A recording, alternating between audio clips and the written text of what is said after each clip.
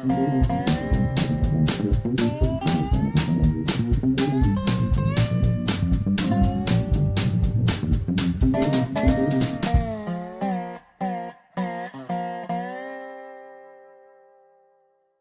is Dave Monk at Prairie Monk, WAFT Champaign 90.1 on your FM dial. And Dave on the board. This is Sunday, December the 10th, 2017, and this is the Prairie Monk Show, WEFT's weekly look at the conservation and rails and trails and greenways and whatever is on Dave's mind this week.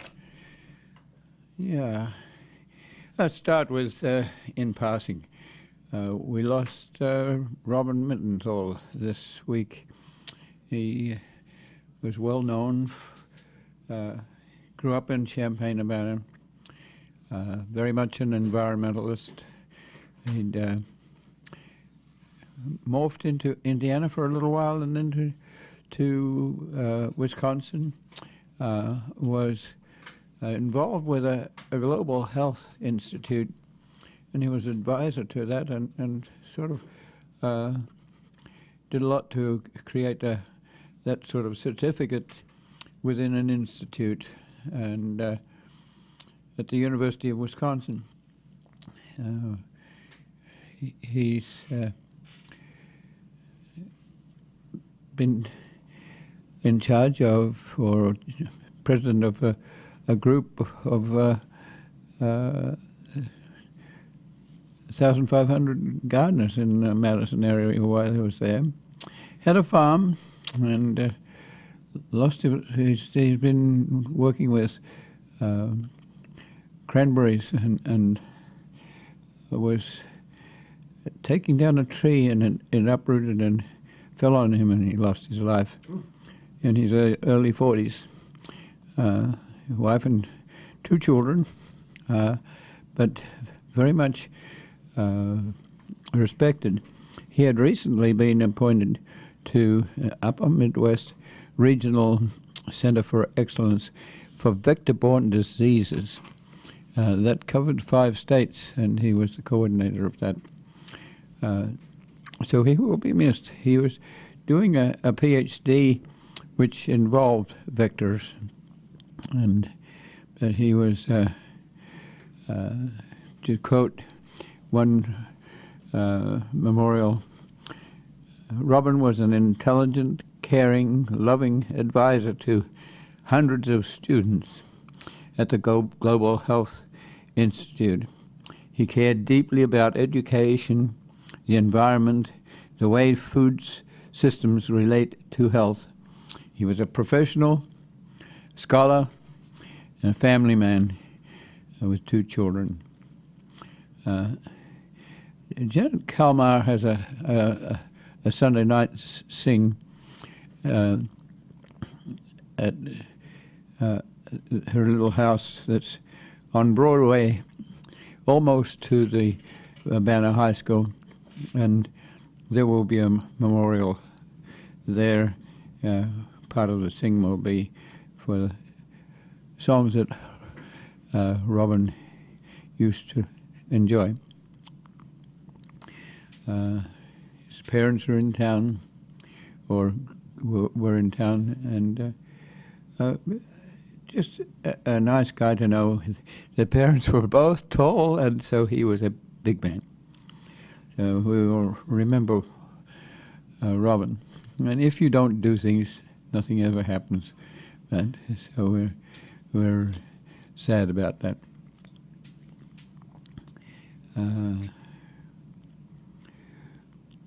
I went to a Phase 2 meeting for the Kickapoo Trail.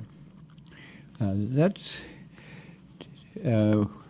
since Heartland Pathways initiated that, we keep a very good eye on it.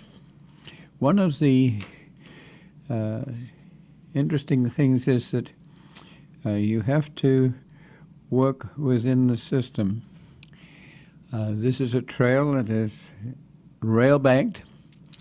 And rail banking means that the federal government was worried about losing too many railroad beds. The cost of getting them back in 50 years' time or whenever they want them they're mainly working on main lines at the moment, but these are a network of lines that they observed were being bought after abandonment by trail people, and so they made a deal to save the bridges, to save the titles. Some titles are reversionary if the railroad leaves out, because the deal was with the railroads that if we let you have a railroad, if the railroad closes, we get the land back.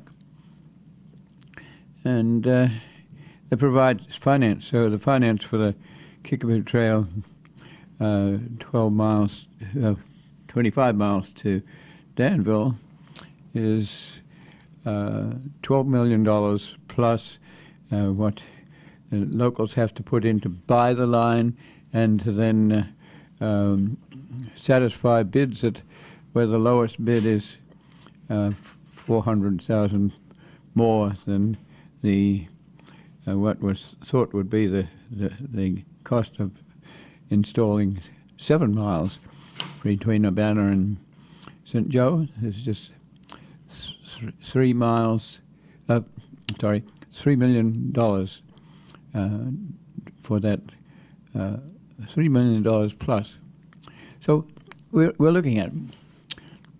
The interesting thing for me at the moment is the remnant prairie on the line. The first phase was so wide it took out all the remnant prairie, and that is of concern to us because we're down to next to nothing. And the state was a prairie state. It was 2/3 prairie.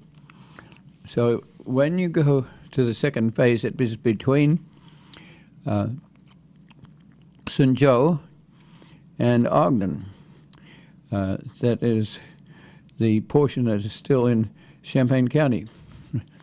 But what happens when the interurban came in 1905? It came on the south side of the main line. The road, and usually the roads paralleled the railroad lines because that was convenient. So the road was on the north side of the railroad line. And then the interurban came in 1905 when electricity was found.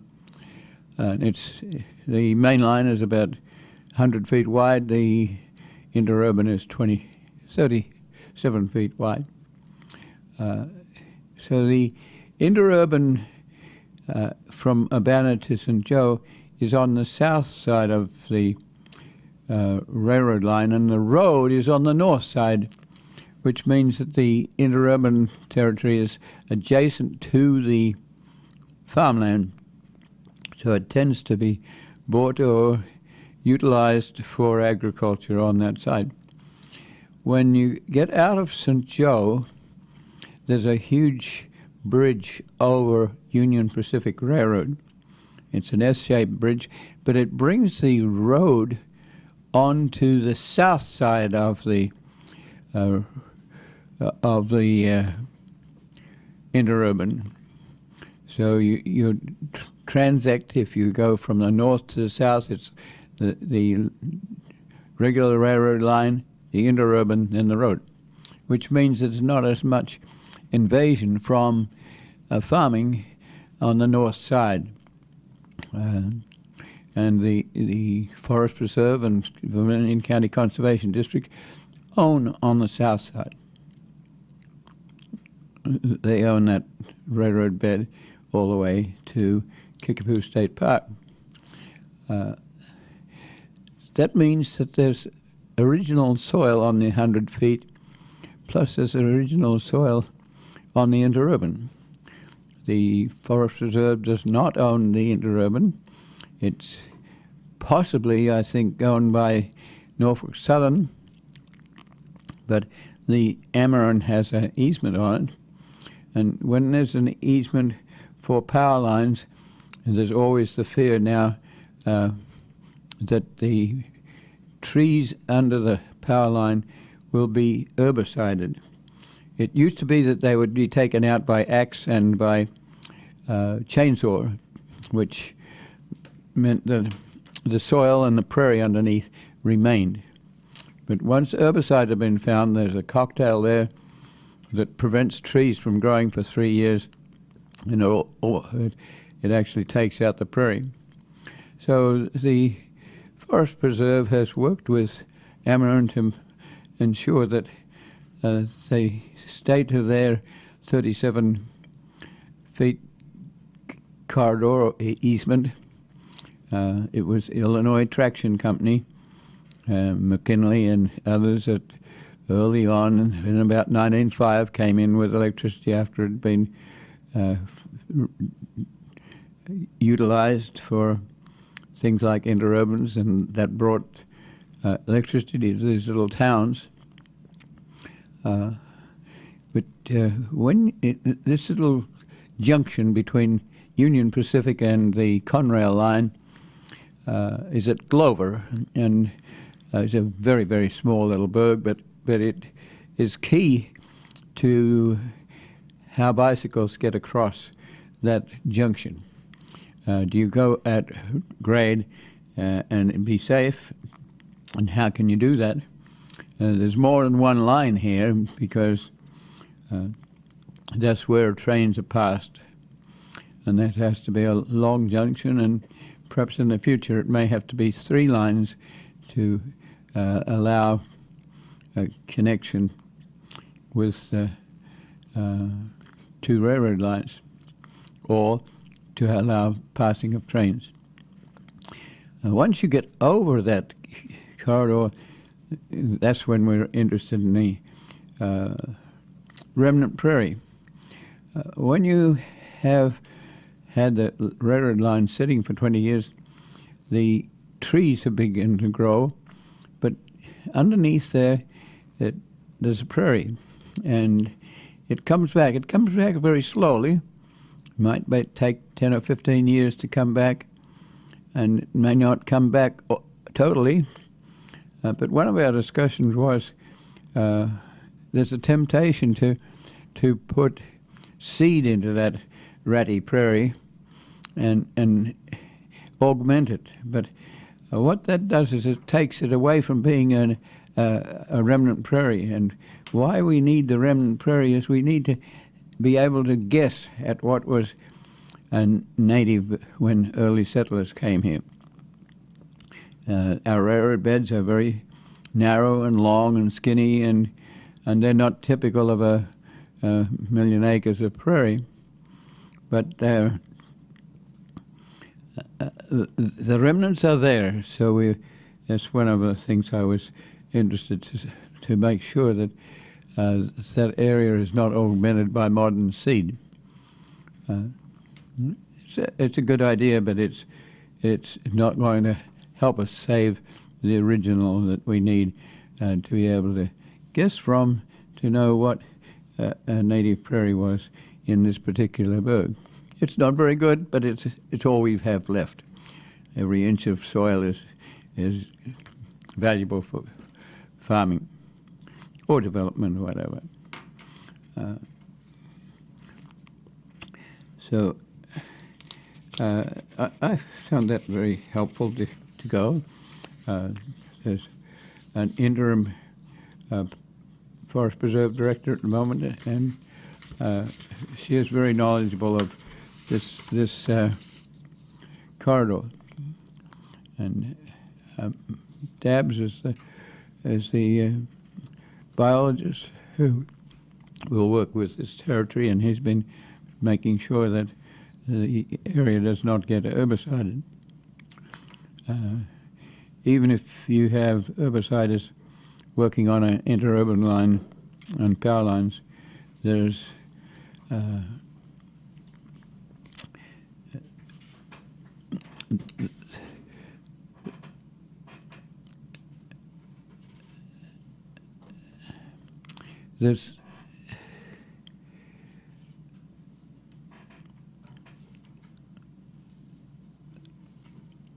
the possibility that we will be able to do some interesting things, not only there, but along the corridor in Vermilion County is the same sort of situation where the railroad line is to the north, the interurban is in the middle, and the road is to the south, which means we at least have the original soils and some of the original plants. There will be mowing, and there'll be mowing as you go through urban situations. There'll be mowing when there's a house on the north side of the line. But even mowing territories can come back if you are patient. It will be weedy. There'll be invasive trees like olives, but patience and working with that would be very helpful. So I was pleased with that meeting, and I was glad it was being held, because there's a tendency sometimes for engineering projects to be a fait accompli, and so we need to know how to communicate with Farnsworth, which is the contracting planners and supervisors of the trail. There'll be a contract and be similar to what was for the first phase, and probably the cost will be about the same, about $3 million.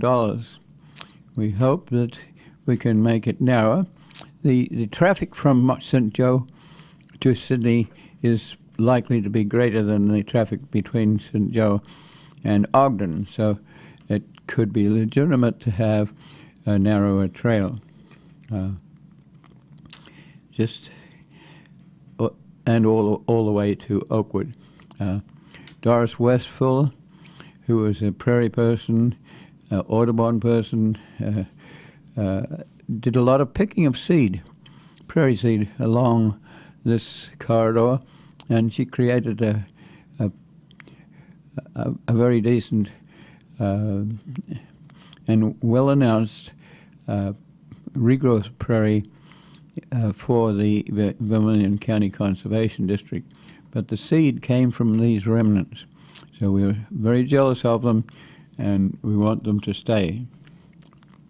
And I think some of you out there should be driving that corridor just to see what goes on and how you can help to preserve the biology.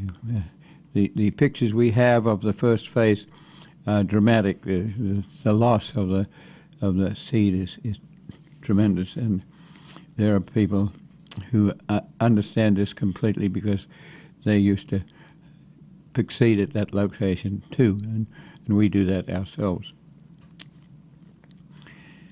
I went to the market on the square as a vendor, and that's pretty tremendous. I've gone several times already this year, and I spread out a big map of heartland pathways. We figure that that the Kickapoo Trail is spoken for. It's not going to go away. It's on its own. Now is the time to go back to the 33 miles in the Monticello area that we acquired before there was a Rail Banking Act. So we don't have the advantage of that finance, that protection of the bridges, although we did get to save 3 truss bridges and 27 trestles. We lost 1 bridge. But that area needs attention. It needs to be preserved so we don't have invasion from side to side or invasion across the bed. We have been very, very lucky. Most of the farmers along the line that are adjacent have been very, very respectful of what we're trying to do. They realize that this is a genetic. We're looking at the preservation of the prairie and the prairie soils.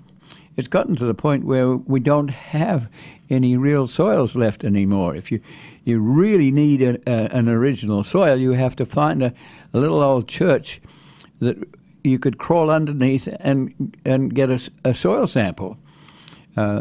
So the bacteria and the fungi and And all the wonderful things that are going on in the soil are still there on the railroad bed.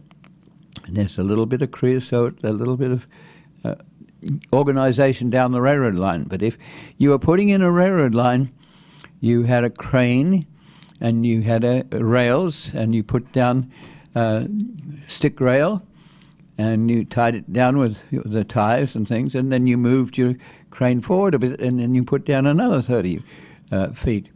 And so the rail bed was put down in a linear fashion, so the area on either side is still very very nice to have.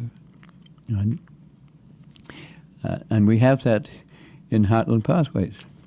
We also have the opportunity to re-rail if necessary, and we've been beginning to do that at the White Heath end of 4 miles of Heartland Pathways territory. So once again, the railroad doesn't need more than about 25 feet to create a railroad. So the other 75 feet is available for prairie preservation.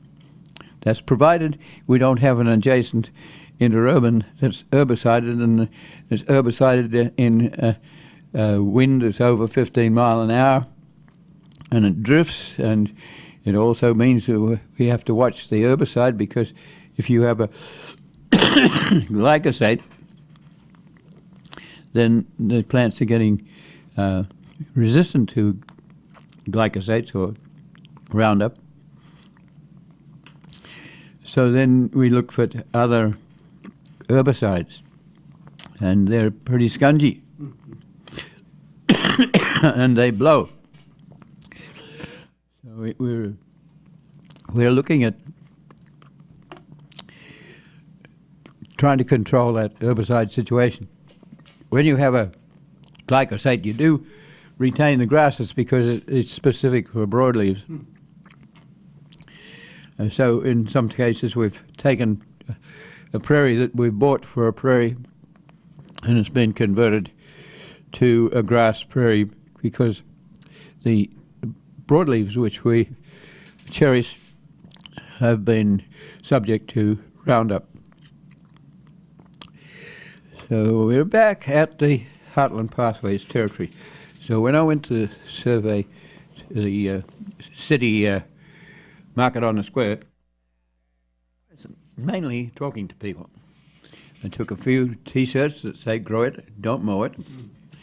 We're not totally anti-mowing. We're realize that plants come to head at different times of the year. What we want is mowing of invasive species, farm species, even prairie species that take over.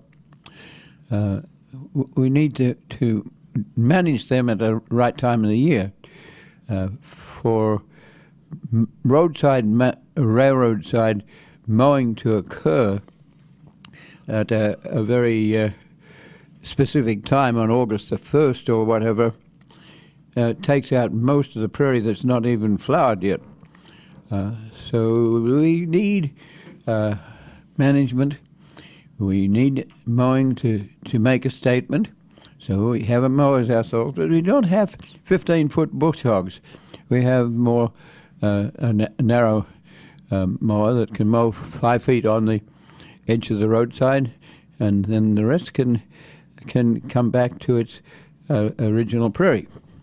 We have a good prairie between Monticello and Cisco. It goes past Allerton Park Farms, and we have found eastern Massasauga rattlers there, and they're an endangered species. So for biologists, that's very pleasing. For people who have to do construction work on culverts and things that take the water off the land there and run it into the Sangamon, it's an anathema because they don't want to encounter a rattlesnake. And so we don't say too much about rattlesnakes but they're friends and relatives, and they're also in other parts of Allerton Park. That prairie, we're looking at Heartland Pathways as a huge gestalt. It's 33 miles in 3 sections. We have a covenant for railroading to come back. This predated the Rail Banking Act, but it had the same principle involved.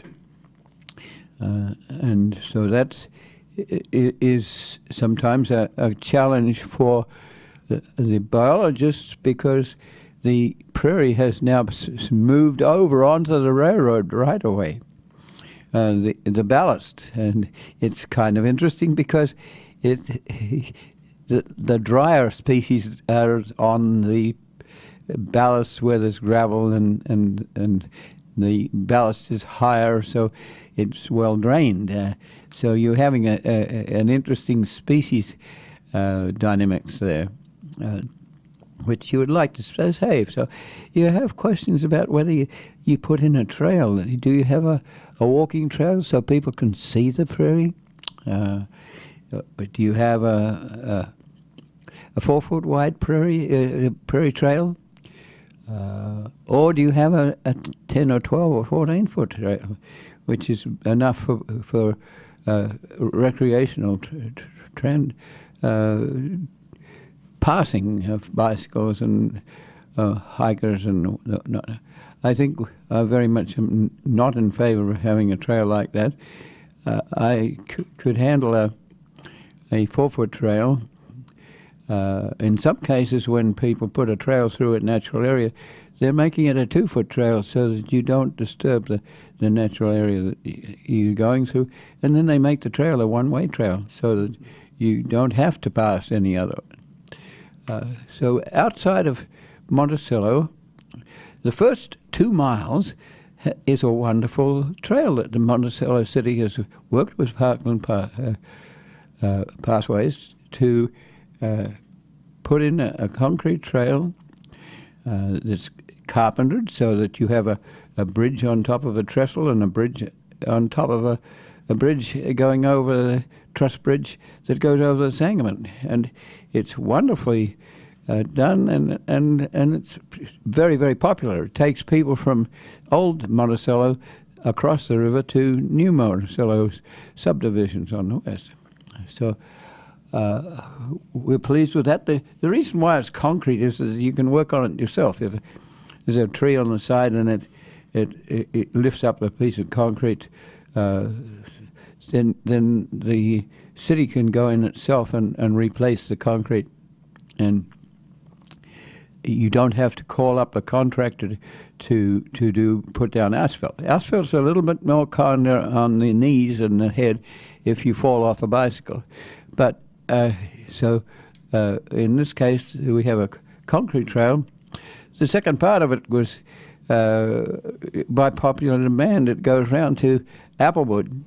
It's still running opposite or adjacent to subdevelopments. It's still chip limestone, and there are plants that grow in the corridor. It's the chip limestone has been, or crushed limestone has been put down with a vibrating roller that is very heavy, so that it's a fairly firm surface. So you cannot ride a skinny tired road bicycle on it, but you can. You almost can. You can certainly have an all-terrain type bicycle, a mountain bicycle that can go on it. Well, it tends to grow a few weeds because this is natural territory.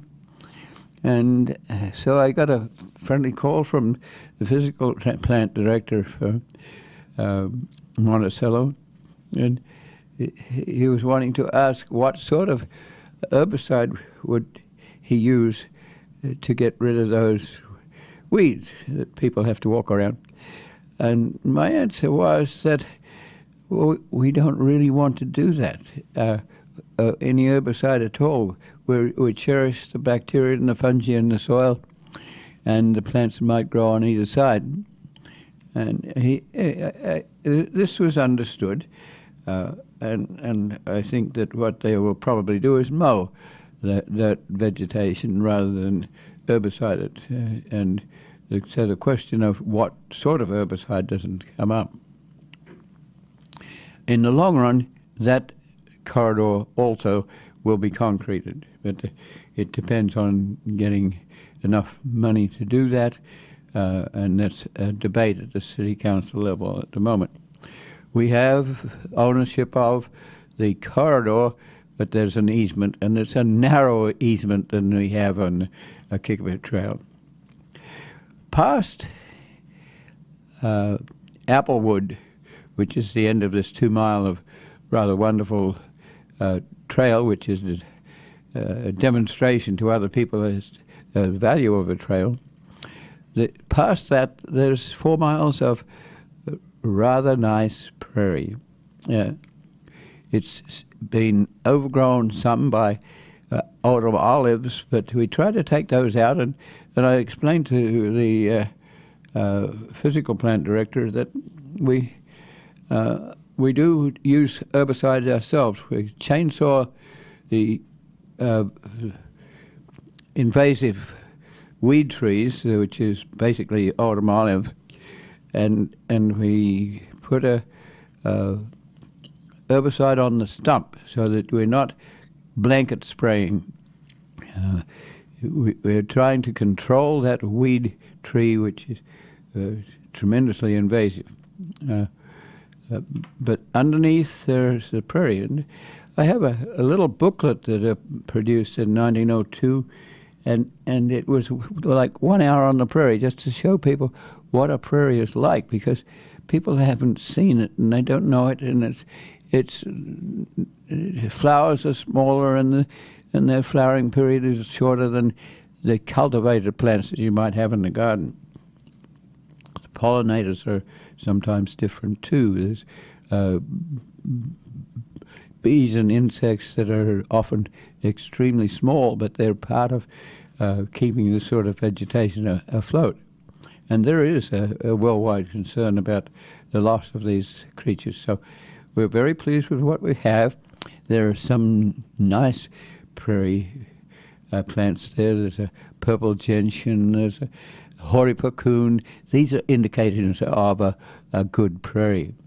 At Wildcat Creek, both sides of Wildcat Creek are very nice, except for the fact that they took a culvert out, and where did they put all the junk that came from the culvert? Right on top of the prairie, even though we had gone out to the contractors and the administrators of the road improvement to see that they did not do that.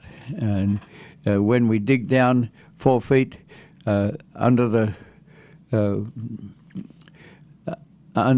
crap that was put there, the original plants like lead plant and purple cornflower and the like are still there. There has been a little bit of research there, and it's thought that some of these plants have three sets of chromosomes, so they're somewhat different from the normal. And it's so sad to see this covered up. The contractors were more concerned about the fact that they might encounter a rattlesnake. So they went to the Natural History Survey to find out what they had to be careful about, and certainly Phillips, the person who is a herpetologist there, was able to explain to them that this was an endangered species. So that corridor is one that could perhaps be spun off. If we look at our whole gestalt, that could be spun off as a group. But I'm thinking that might be something that the Grand Prairie Friends might take over and look at as a prairie and don't think the railroad will ever come back in, and if it does, it will have difficulties because by this time the trail across the river has gotten to be rather popular. There's a Shady Rest, which is 30 acres of what was going to be a small village on top of what was, before that, a picnic ground. So it was about 15 miles from Champaign and then a little further from Decatur. So you could go there with your horse and cart. And that's about as far as you could expect a horse to take you. So this little park has some bottomland that's adjacent to the Sangamon River. It has a truss bridge. It has a moraine, the Cerro Gordo moraine, so you've got some hilly part of it. And Heartland Pathways goes right through the middle of it.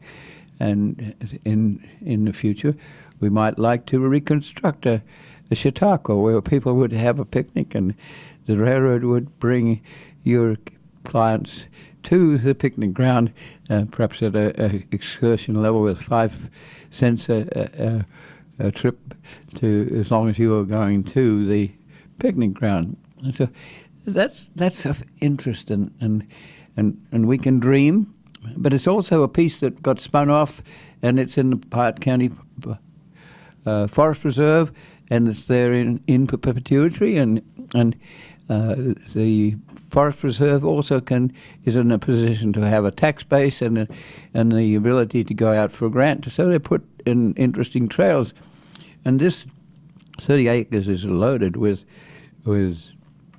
spring herbs, and it's just a wonderful sight to be. So what else can we look at? Well, this railroad bed abandoned, and there was a railroad museum on the interurban adjacent. And they didn't really realize that this abandonment would occur, but very quickly when the abandonment did occur, the railroad museum bought 7 miles of line with the rails intact so that they could run historic trains.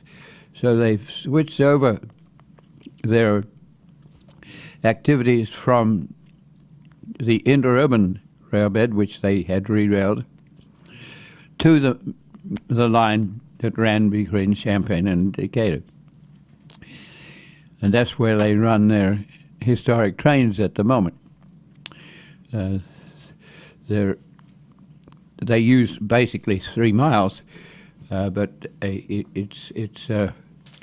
do have 7 miles, and we own territory on a Y. A Y is where a train can turn around, and so the Railroad Museum has 2 Ys, one in Monticello and one on Cisco, at White Heath, and that Y will allow them to take a small passenger train and turn it around so that the engine runs in front, which is kind of nice if you're a railroad buff to see the engine in front. Otherwise, if you don't have that sort of turnaround, you push the train back, so the engine is at one end only.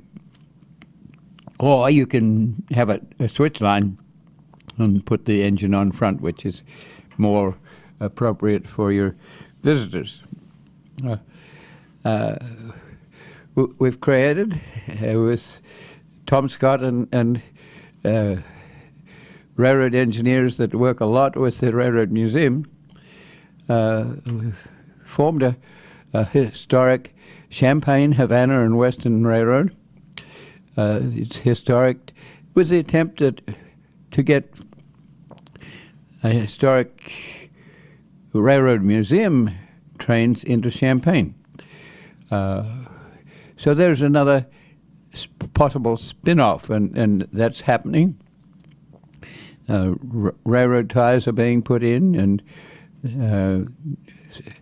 stick rail is being acquired that would allow that to happen.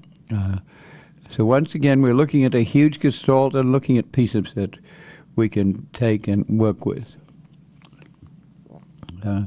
There are other potentials. There's 5 miles of rail bed between Weldon Springs State Park and Clinton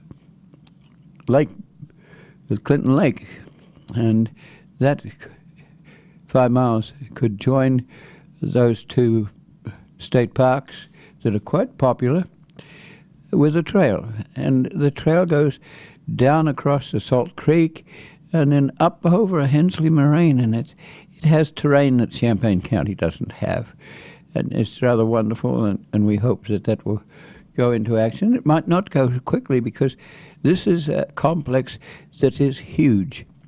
It requires state and federal funding.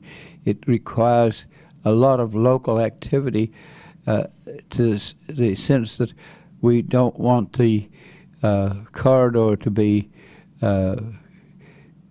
invaded, and it has been invaded in one place, and that's costly. We've already created a bill of $12,000 just to survey a quarter-mile invasion to make sure that we have all the information ready and the title details ready to take that to court if necessary.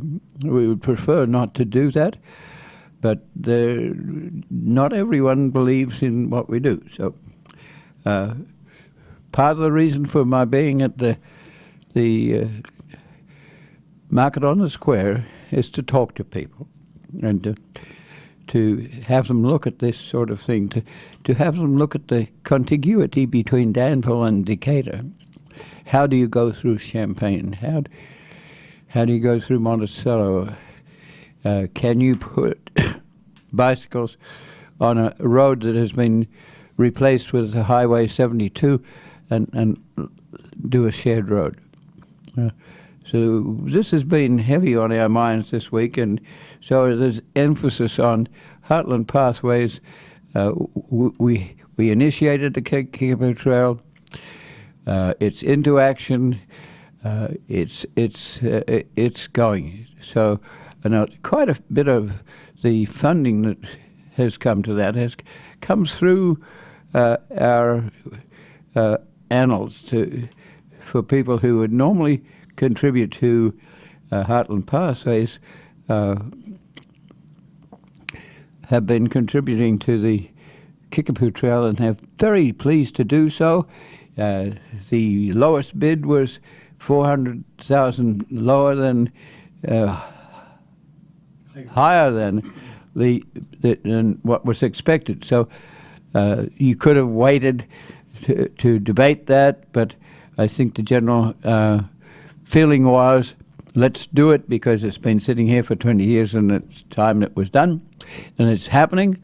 So we'll keep our eye on it, but I think the emphasis now should be on Heartland Pathways, with a very good demonstration of a trail already intact at Monticello, and with the help of the experience at the Kickapoo Trail. And so we're talking to people who might take this sort of thing on into different generations. And some of these dreams might take 200 years to put into action. And you have to think about the railroads, what they might want to do, and how they might change. At the moment, they're interested in mainline corridors, so that they have 2 tracks from Chicago to Los Angeles. You have to think about heavier rail, welded rail. So there's a concern about the main lines. They're putting a ring rail around Chicago, and they're already having problems with people who don't exactly want a ring railroad around Chicago, but it would obviate taking a train from Michigan around to Wisconsin and not having to go into downtown Chicago and back out. So Already the railroaders have reduced the time between Chicago and Virginia by 2.5 hours. They've also taken tunnels and raised them so that they can run with trains that take shipping containers that are higher, and these are on trains that don't get shoved around in yards. There's one train that you load containers onto with a gantry crane, and that's a different technology. And so the railroaders are working at that. The trail corridors that are saving railroad space are likely to have their space for a long, long time. There are now over 20,000 miles of these trails in the country. Very few. The Kickapoo Trail is the first one in east central Illinois that's of any length. And so that's partially because the land on either side is so valuable. It's a desire to have one more little plot of corn and soybeans. But guess what? The price of corn and soybeans is down because there's an overproduction locally. So do we really need to take out a genetic material because we want a little more income, which is really less income because the more we produce, the less the price? It depends a little bit on what Brazil does, or Argentina, or other places around the world. And so there's this constant economic battle. But and it extends into bears, those parts of those forests and open spaces and land utilization in Utah that the president has just reduced in volume. I think Theodore Roosevelt would be turning over in his grave for what is happening at the present time. So we have to be doing some of these things locally. So you're not going to have a lot of money from the locals or from the state or the Fed. So you have to look at little pieces that will keep this corridor afloat and make sure that people know why it's there and how it's there. So that's why I'm standing around in the market on the square. We sell a few T-shirts and we sell some prints and cards, but it's basically talking to people. We prepared a little booklet. It's 1 hour on Prairie. That was there for give out.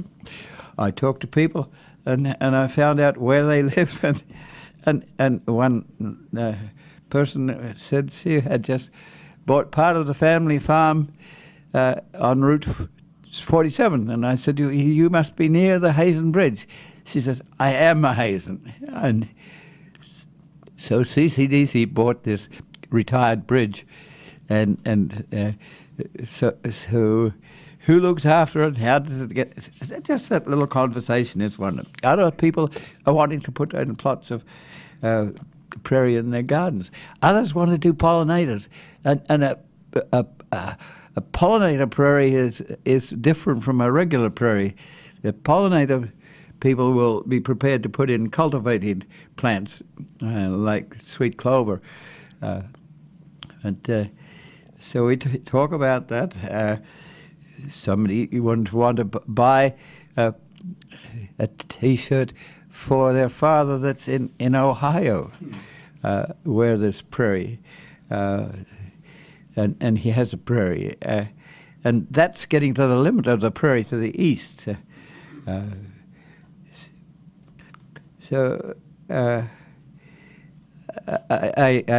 took for fun a Tribune article that was written about some of the work we do in 1985, and it's kind of interesting that we were using purple coneflowers with 4-foot roots to try and stop erosion on a ditch at Lake Park. So these things are what we discuss.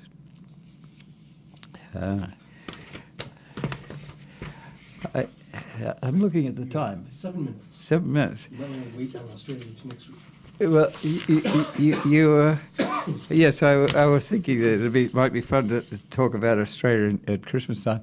But David said a comment on volcanoes. He was looking at a website that was showing Kilauea, I think it is, a Hawaiian volcano where the lava was a river flow. And you might want to say something. You put me on the spot.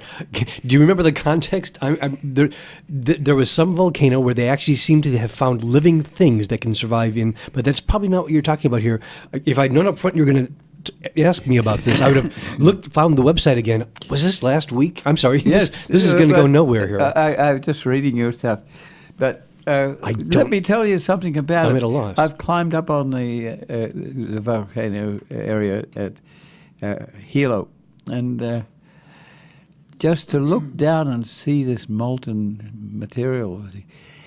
And when it erupts, it is like a rolling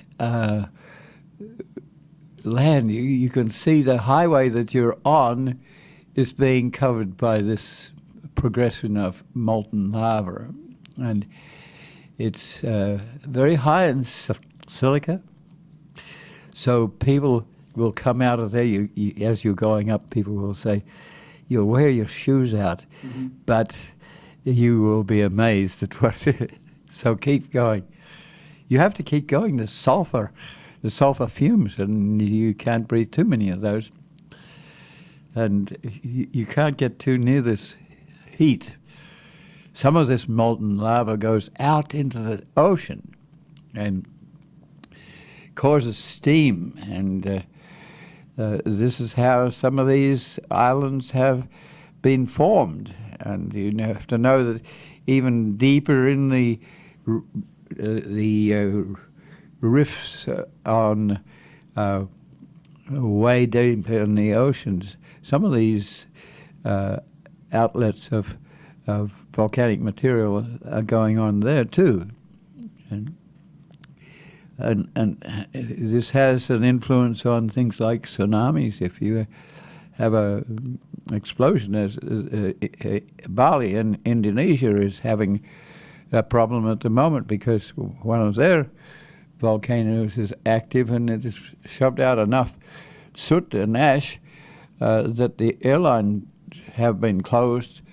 But you're forming new soils, and perhaps when this cools down, you'll have agriculture that you didn't have before because you got rich soils.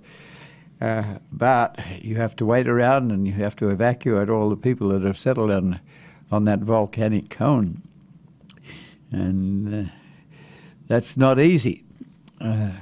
So it's in Indonesia, and that's going on at the present time.